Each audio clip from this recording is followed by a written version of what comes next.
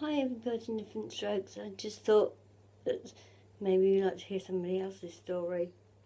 Okay, you probably know me as Lulu, but my name's Becky.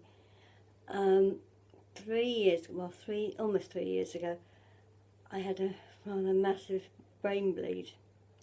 I was at work in the morning. I was writing stuff down that my boss was asking me. It just wasn't making any sense. I just thought, oh, this is weird. And I just thought, I feel dizzy because I'm hungry. So I went out to go and get some chips. I know, it's not very healthy. And next thing I know, I'm collapsed on the floor, on the pavement on a busy market day. I was very lucky that the lady on the stall opposite where I collapsed had seen the FAST campaign, so she called an ambulance. And my auntie happened to be walking down the road at the same time and just said, can you tell them her name's Becky and she's having a stroke?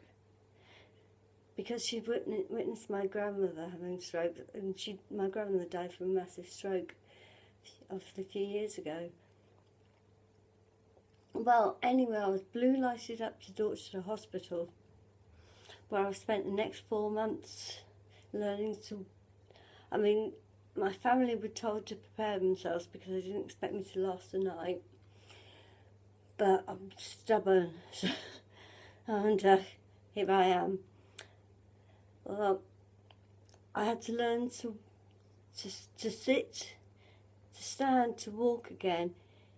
Teach it every single muscle here, just to get the right posture. I had to be hoisted on off a commode, which was not exactly dignified. To start off with, I thought, if this is the way my life's going to be, I don't want to be here anymore. And I really seriously contemplated it. I had a little penknife, which was attached to my nail file, which they took away from me, even though it was so blunt. If I used it to cut my wrist, I would have probably died of septicemia before I bled to death. Anyway, I think after about 3.5 months, they took the standing frame away because I had to be in that every single morning. And then they let me have an electric wheelchair. I had to have tests. They put cones all the way down the corridor. I had to steer my way around it. And they've told me I've got to come back and repaint all the skirting boards. But I broke down. I said, I don't think I'm ever going to walk again. And they said, right, we'll get you down to the therapy room where they had 2 bars.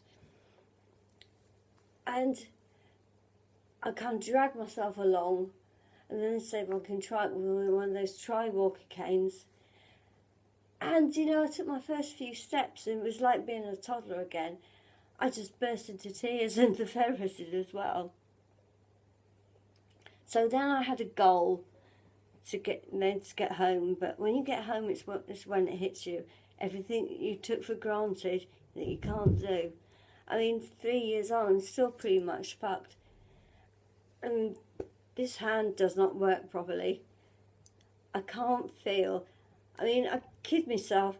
If I stroke the dogs, I can almost feel it's fur, but it's only because I'm tricking my brain, because I can see what I'm doing, but if somebody puts something in my hand with my eyes closed, I haven't got a bloody clue what it is. But I get by. I live independently. Everything takes me so bloody long. But what else have I got to do? Apart from just, take each day as it comes. Because what's the alternative? Okay, so that's part of my story. You all know that I do mad videos, to music.